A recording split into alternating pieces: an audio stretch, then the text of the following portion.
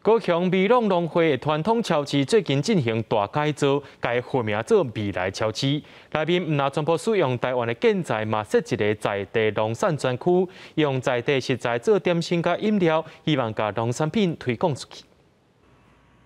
你叫是来到外国的卖场，也是百货公司的超市，其实这是美浓农会超市，在地经营42年的农会超市，最近才改造完成。很有那个高档百货公司的 feel 的，到超市的 feel， 不像是那种地区的那种传统的那个超市，跟以前差太多了。真的，你这样现在这样用起来比较有现代感，人家见得比较舒服，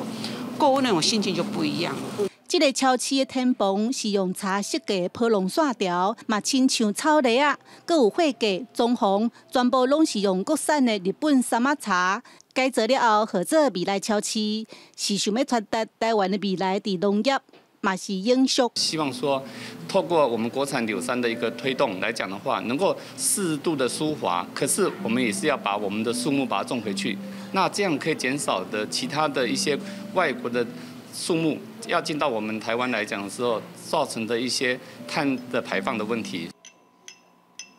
超市内底嘛有一个未来厨房，饮料、咖啡、甲点心拢用在地水果甲米制作。超市嘛有专区，拢是在地农产品。过去农会超市一年营业额9000万，即马超市毋那是超市。农会总干事表示，只有全力推广在地农产，才会当减少未来台湾加入 CPTPP 的冲击。